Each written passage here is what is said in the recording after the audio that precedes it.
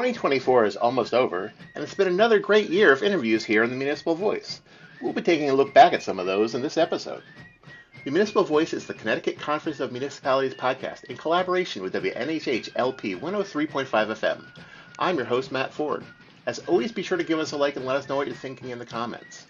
CCM's Municipal Voice podcast continues to present a key forum on important state and local issues. The views expressed do not necessarily reflect the consensus views of CCM or member municipal leaders. Back at the beginning of the year, we were on hand at the Capitol building for the first day of the legislative session. We were joined by Connecticut Attorney General William Tong and Representative Jeff Curry.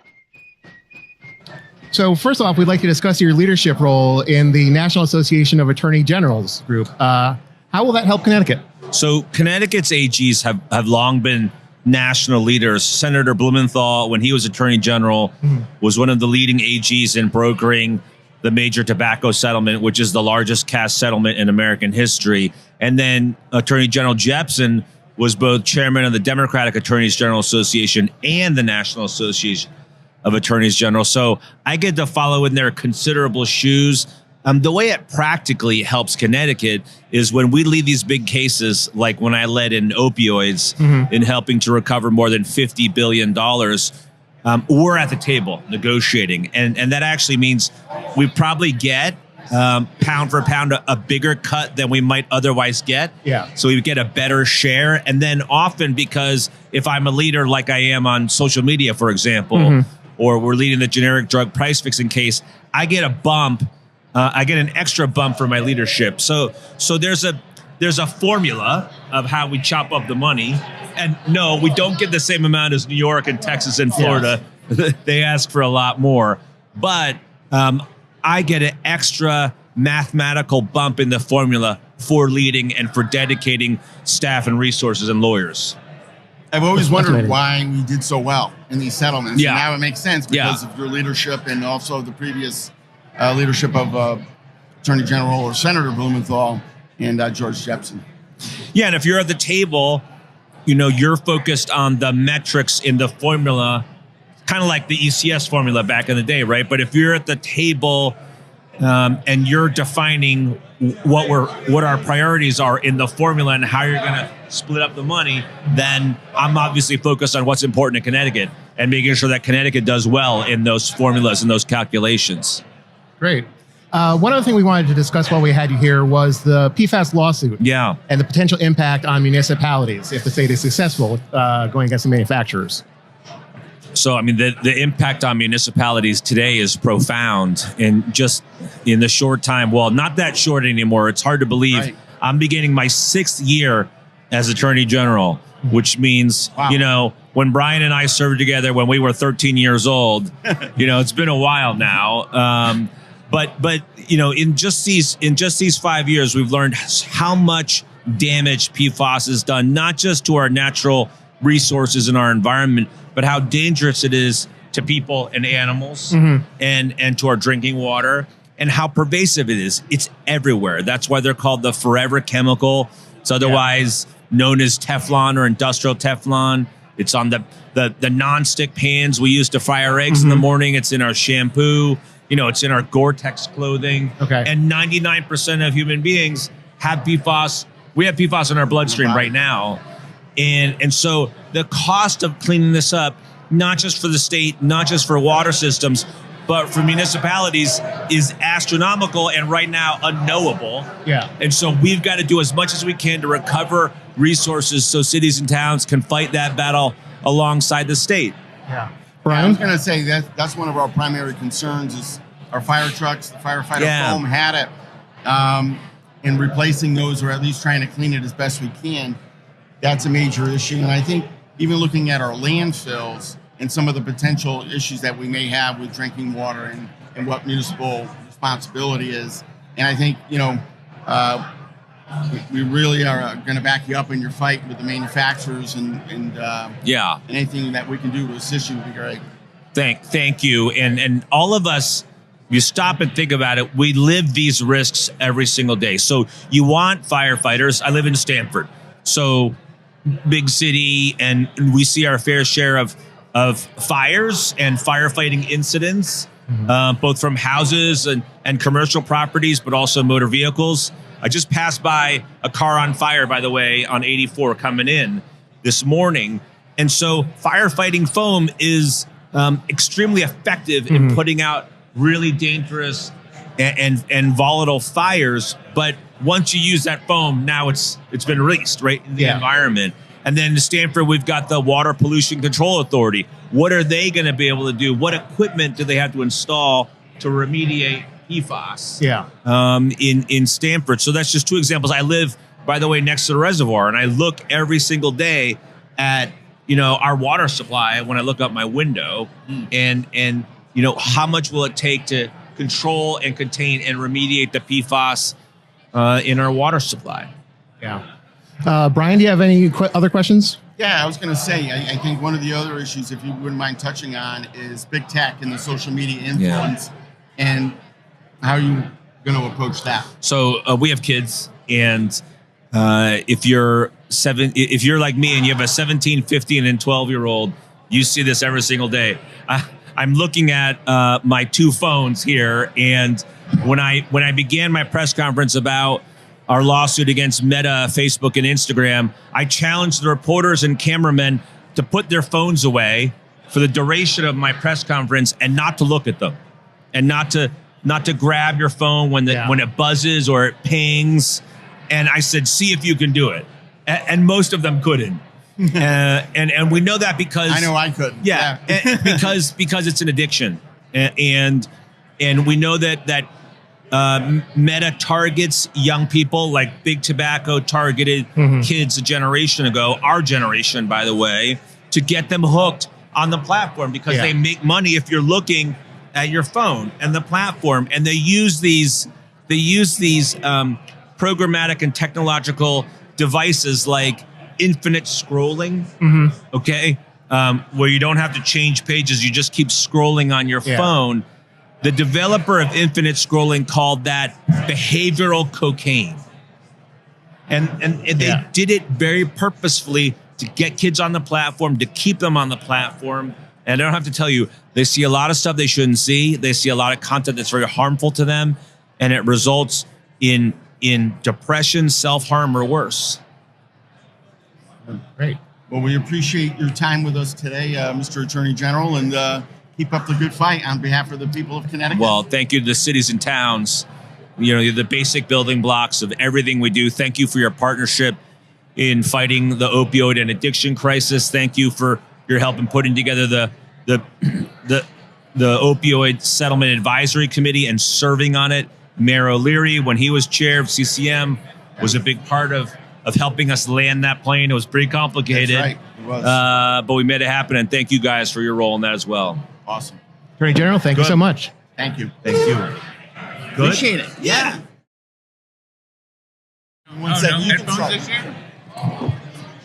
Representative Curry, thanks for joining us again. Absolutely. Glad to be Good here. to have you. So you're currently serving your 5th term, is that correct? That is correct. And you're in the 11th district. What does the 11th district cover? I represent parts of both East Hartford and Manchester. Great. So the OPM secretary indicated that the governor's budget will include cuts to education funding. What's your reaction to that? It's part of the process. Okay. And, we have a very set system here that allows him to make suggestions, whether they are sensical or not. But I think we have to fully understand the implications of what that would mean to a number of our districts around the state of Connecticut, a number of our choice programs. But it is the start of another conversation in a midterm year. Yeah. And we look forward to sitting tight on commitments that were previously made to ensure that we continue to move the needle on education funding reform. Great. Brian, what sort of educational issues are CCM concerned with? One of our concerns, just even with the conversation that the OPM secretary had, is does that backtrack on ECS? We fought long and hard to accelerate the funding for the towns that have been historically underfunded, that we don't want to go backwards. And I think that was one of our fears, actually. And, to have it happen year one is potentially a setback. Now, I understand it might be other cuts. outside of ECS, but eventually, people might focus on that pool of money. So I think that's one of our concerns. And always, looking at special education, that's another area of growth within education budgets. We don't want to see that take a step backwards either. And I think it's important that, that we celebrate the acceleration of the ECS formula, and it looks like that is likely going to stay in the budget as is. But that we also at the same time have the conversation around what those cuts for those tuition caps and the magnet school tuitions directly impact and how that directly impacts Board of Education budgets and municipal budgets. Because let's say, so the second senatorial district alone, that's a $11-12 million hit, that savings that they would have seen otherwise. So I think you kind of have to put it all into context when we're talking about education funding across the spectrum. Brian, other thoughts? I think that the cumulative effect of those, I think Representative Curry laid it out well as far as how that would kind of roll out and what kind of impact that would have year over year. And I think part of what you're seeing, if there are some of those dramatic cuts, is disconnected youth. I know you've been working on that, and I think that's an area, absenteeism. Schools need resources. And they need resources to help keep the kids in the classroom and to have them achieve while they're in the classroom. So I don't know your thoughts on that, what you're working on there. Yeah, so I'm hoping that the Education Committee at our next meeting in another week, I believe, will raise a title, An Act Concerning Disconnected Youth. And so we want to come at this from a number of different angles, including working with some students over at one of the magnet schools in Hartford for free bus transportation for city kids, because that gets directly at chronic absenteeism, truancy, and just simply allowing kids the ability to access all of the opportunities within schools. Also working with the United Way to see if there is a way to better coordinate data systems, so our nonprofits understand who they're working with. So we're going to come at this from a number of different angles. Yeah. Yes. Apparently the Senate will convene in 5 minutes. If I may add, I think part of that, some of the issues I think your committee is going to focus on too, is the pipeline and the certification process for teachers. We've seen a large retirement go through some of our school districts. How are you going to address that, or what are some of the things you're looking at? Yeah, so the commissioner over at SDE stood up a council that has been meeting diligently for the last 8 or 9 months. I've had the pleasure of attending those meetings on a monthly basis. And, it is amazing to hear these people work through what has been such a convoluted process for the last 30 years and really hasn't been touched. So to be able to blow up the certification process and create a really streamlined 3 pathways for folks to get into education, whether that's our traditional, our alternate routes, and our reciprocities, and removing a lot of the barriers that have kept out some of the populations that we are seeking the most to get into our schools to be able to be educators. So we're hoping to have some really great recommendations out of that council to come at that recruitment and retention issue. Great. Are there any other issues that you're focusing on in this short session? Oh, gosh, we've got a lot. It's a short session, but the Education Committee is ready to go with a full agenda. Mandate relief. I think that is huge, and I think it's something that we hear both at the municipal level and at the Board of Education. And so we've also been meeting with that group over the last 8-9 months, and we're going to have some great recommendations to provide some relief to our teachers, to our districts, both monetarily and just in your time, and being able to free up some of the teachers' time so that they can actually participate in professional development that really is impactful for them, that they really want to participate in, rather than being told you have to do this year after year after year after year. And everybody talks about bloodborne pathogens. I think we could all say, don't touch blood, don't touch human fluids once and be done with it. But that's also an example of a federal mandate that we can't touch. But we're going to make some movement there, and then we're going to tinker around the edges and just see where we can make some additional improvements within the systems, and always having the focus around students, families, and educators first and foremost. Great. Brian, any thoughts on that? No, I just want to thank the representative for coming here. As chairman of the Education Committee, you're very important to CCM And I have to say that Representative Curry, I don't know when you sleep because you go to all these different meetings and you're always present, and that's so important as a representative. So thank you. Absolutely, and I appreciate CCM's partnership in a lot of the work that we get to do. So I appreciate it. Thank you all. Great. Yeah. Thank you. Appreciate it. Thank you. Awesome. You are listening to the Municipal Voice on WNHH 103.5 FM.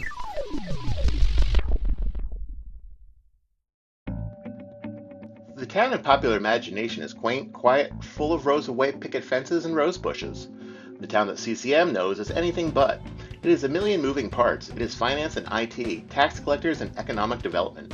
And as many of you know, the captain that steers that ship in a few dozen of Connecticut towns is the town manager. Michael Paulus joins us to talk about innovative ideas that he is undertaking in Plainville that are anything but plain. So aside from some of the marketing you've been doing, Plainville has been in the news lately for something kind of innovative, and that is that Plainville has approved a 4-day work week after a trial period. Can you talk to us about that? What made it interesting and why you decided to try it out? Yeah, again, like the competition we have in terms of being one of 169 towns in Connecticut, all vying for businesses and trying to do economic development and growing the grand list, we compete among profession and in terms of talent, and there's a talent war out there that we're all up against. And so one of the tools we thought and took a look at, other towns had actually gone before us in terms of doing this. We took a look at the 4-day work week as a retention and recruitment tool. And so we thought it would make sense for us to do that because we were already in Municipal Center at 4-hour half day on Friday anyway. So it wasn't such a big shift for us to go down to 4 days. And it's made a difference in terms of our retention and keeping some of our employees, but also in the recruitment aspect of it, that it's actually come up in interviews that candidates will say, yes, they're volunteering the fact that we saw the ad, we like the fact that you've gone to a 4-day work week, and that was attractive to us. And so that's why we're part of the reason they were interviewing, because we can't always compete on salary with other towns that are paying more. So this is not an end all do all, but it's another tool in the toolkit, in the toolbox, to be able to use and hopefully use effectively. Yeah, that's interesting to think about how, all of our members, I think, generally try to work together to improve things for each other. But when it comes to, finding that talent, you are in fact in competition with 168 other towns that need professionals as well. And the private sector. I mean, we're looking to, again, this is Public Service Week and Recognition Week, and we're doing what we can to create a campaign around, what's attractive about working in public service. And again, I'm a proud public servant, and I want to toot that horn and say there's great opportunity, and that because you're doing the same project as well, looking about hiring, in Connecticut for Connecticut positions in public service is a great career. Yeah. Yeah, and historically, I think a lot of us always thought of it that way in the past. Working for the town, working for the state, we're always those kind of jobs. You're like, oh, that's a good job because of the benefits. And now if you can't compete on the pay level, the 4-day work week is another kind of way to make yourself attractive. Absolutely, yeah. So we're happy with it. It's working well, and we'll continue to showcase that and to make that prominently depicted in all of our advertisements and so forth. So you did the trial. At what point did you kind of decide, like, yes, this is a success? Yeah, last meeting last month, we wrapped that up in terms of making it permanent.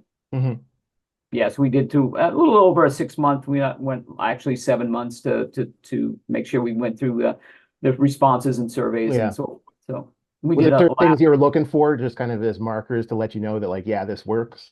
Well, internally, we did early on, we did a internal survey of employees about the launch or pre-launch to that. And then we wanted to wrap up with a end of the 6-month trial and where we're at. And so the responses going through were very, very positive. We did we had a survey out to the public as well. Unfortunately, for 7 months, and didn't have much of a response there. So the comments were kind of split on that, and but there was no reason to hold back and not to go forward with it. Especially like I said, it wasn't a huge lift going from 4 hours on Friday down to 4 days. Yeah. So we're talking about, doing this to make Plainville an attractive place to work in relation to other towns in the private sector. And as we mentioned, we came to you about a month ago to work on a video project where we're focusing on seeing municipal careers as a careers, working for your municipality as a career for people. And in that video, you spoke with us about how to encourage people to work for local government, why you think it's important that they do it. If you could kind of reiterate some of that, why is government not just a good job, but a career? Well, it has so much to offer, right? It's not locked and channeled into one particular profession, right? When you think of local government, you think about, oh, that's the tax collector. I don't want to be a tax collector. Or maybe you do think about public safety, and that's another aspect of it, which is great. You could be, police officer or fireman, and there's, recreation. There's so many different opportunities to start your career, and it's a great, I think, pick your community you want to work in. There's great opportunity, but it's not just a job. It's a career that you can advance and learn a great deal on the job. And in some cases, in most cases, we'll even have funding to allow you to pursue the certifications or the licensing that you need for the job and for furthering your career. So I think it's worth exploring for any young adult, anyone, or even mid-career. You want to move. In fact, we're looking for engineers, we're looking for building inspectors, and so if you want to transition from a career as a contractor into building, that's great. If you want to, from a engineer in the private sector, and you want some, work-life balance and come here, we're all for it. So there's great opportunity. In May, the Municipal Voice spoke with Arnita Shagreen from the town of Groton, as well as Donna Hamsey-Carocchia, a CCM consultant and member of the advisory group, about the 2024 Connecticut Women in Government Summit. So I would say, I think exactly that. Like, I think I've just been a part of a lot of, I hate to say this, but like cookie cutter type events that are, maybe entitled Women in Government, just sort of the title gives it all away. There's no real, I guess, creative thought around, what would bring women together. Obviously our shared titles are really, what connects us all, but there's much more than that, I think, that connects us. And so the goal of this event was really to shed light on those things and sort of embrace them and use them to connect us at the event, but then this event to the next event. It's clear from our point of view that this event couldn't have happened at a better time. We opened up registration and it sold out. We bumped up our numbers, sold out again. And I think we even went a third time we added more people to the event, and that also sold out. Why do you think this event is proving to be so popular right now? Anisha? I think one of the differences that kind of ties into the last question is this is not, a national organization, thousands of people coming together that you don't know. This is more homegrown, for lack of a better word. CM is a great advocacy for most of the towns and cities in the state. And these are folks that know each other and can get around and continue to build those relationships. I had someone at a recent event come up that was so excited to have seen it, and it was already closed. And she was thinking about bringing other people in her organization. So it's exciting to me that the excitement is flowing for it. And I do think it makes a difference because those are local connections you can take with you and continue to build upon. And I feel as we get along further in life, we start to understand how truly essential and important those connections are. And it can just help you grow and help be a support system for you. So I look at this event as sort of launching that as well. You are listening to the Municipal Voice on WNHH 103.5 FM.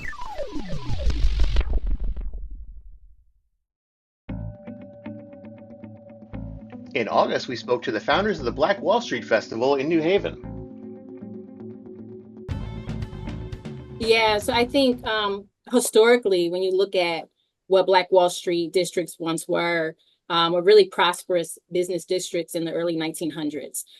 These were communities where literally everything that someone needed to thrive in their community was right there. You had everything from banks, Black-owned banks. You had movie theaters. You had laundromats, things that people owned and were able to cultivate wealth in that particular community and really bring that wealth to that neighborhood. Those neighborhoods were intentionally destroyed by the government. And when we talk about remedying, what the government did, and me being in a government role, I think that a lot of the name came from the fact that the government can play a role to remedy the wrongs that have happened. If we want to talk about what is the Black Wall Street Festival in New Haven, what's it all about? What's going to be happening? Well, the Black Wall Street Festival in New Haven, the one-day event on the Saturday, is just a big family-oriented event. We call it a big cookout. That's how we call it at our end. But it's just a day full of festivals, full of enjoyment, full of music, full of great food, full of vendors. We have over 240 vendors this year. Wow. Yes, so we have that going on. What else? I know I'm missing something. Just Legacy Band is going to be there. Slade Washington can expound on that. He's emceeing the whole day. So yeah, it's just a day full of enjoyment. After the August floods that battered the Naugatuck River Valley, we brought on Nicole Clarides-Ditria, state representative of the 105th District, serving Derby, Beacon Falls, and Seymour, as well as Randy Collins, CCM's Associate Director of Public Policy and Advocacy, to discuss CCM's recent report on how to mitigate flood disasters in our towns and cities. One of the reasons we have you on right now, unfortunately, is that there were storms that deposited over a foot of rain on the Naugatuck River Valley. Where were you at that time, and how'd that all pan out? Well, it was, as you know, that day, it was raining during the day, and we were all just going about our business. And I was supposed to have my family over for dinner on Sunday night around 5, 6 o'clock. And as it continued to rain all day and not let up, the first select woman in Seymour, Anne-Marie Dragonis, had called me and said, listen, I think I'm going to open up the EOC, the Emergency Operations Center in Seymour. I'm like, okay. And I'm just about to get ready to start dinner. I go, does that mean you want me to come down there? She's like, yes. so I said to my husband, you got to bring me down to the EOC. So, I went down there, and, it started with the phone calls and the videos coming in, and we knew obviously it was raining all day, and we had this torrential, 8 inches of rain. But you didn't understand it until these videos started coming in and the 911 calls started coming in.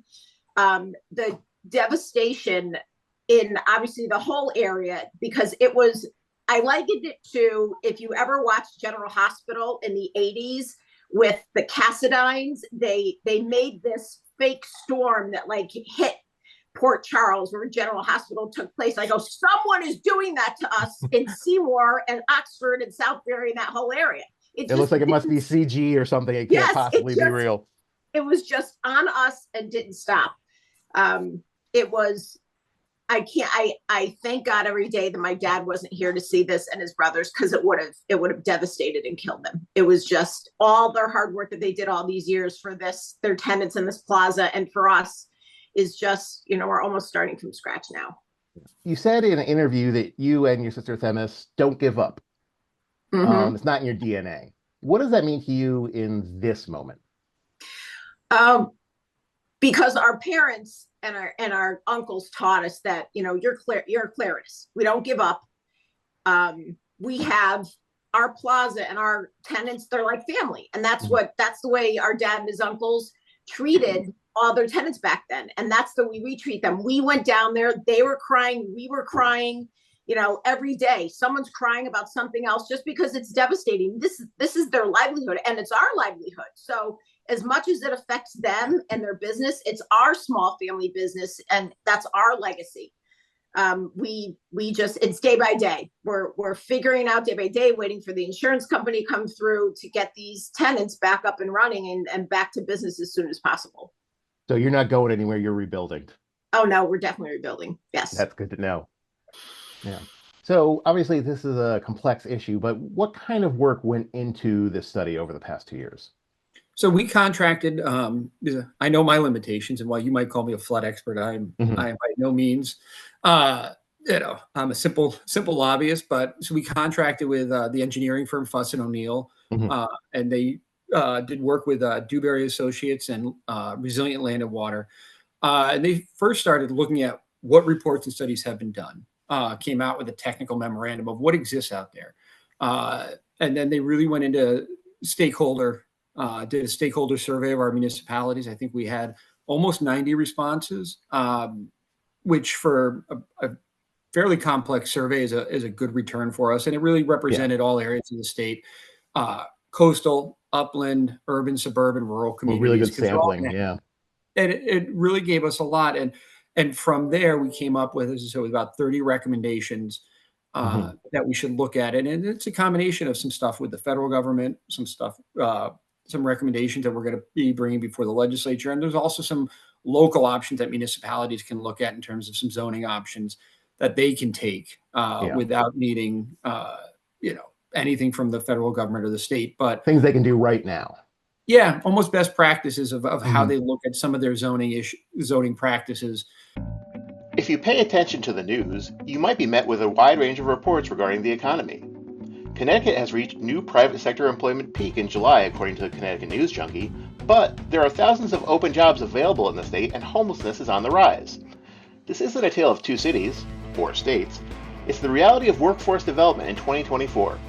First Selectman Michael Frieda of North Haven and Matt Hart, Executive Director of the Capital Region Council of Governments, join us today to talk about workforce development, municipal careers, and why this matters for the future of Connecticut. Matt, what does workforce development mean to you? Literally, quite literally, it means developing the workforce for the future, for tomorrow. And our organization, Capital Region, has long been involved in supporting workforce development in the private sector and in the nonprofit sector. Like Mike, I'm a board member for our local workforce development agency, Capital Workforce Partners. We have a great relationship with them. More recently, in my time here, over the last couple of years, we've been focused on workforce development for the public sector, in particular, local government, municipal government, because I think it's often overlooked. Like the private sector, like state government, we are also experiencing the silver tsunami, where we've got thousands of people retiring, and many of our towns are struggling to recruit and retain talented workers. So I think as a state and at the regional and local level, we need to invest more time and resources into the local government workforce in addition to those other sectors. Yeah. And I think invest is an important word there. It's not necessarily something we're going to see it right now, but that investment will pay in the future. Yes. I'd just like to tie in. I think Matt makes an excellent point here.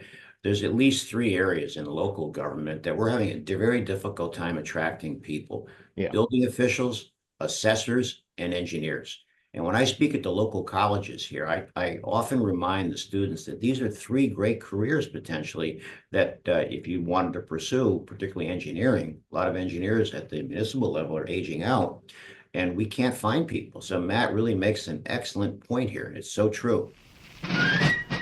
Municipal Voice is a co-production by CCM and WNHH 103.5 FM. Christopher Gilson is our producer, Harry Draws is on the boards, and I'm Matt Ford, your host. Be sure to check out our Facebook page and give us a like, and watch out for our CCM chat series on our YouTube page.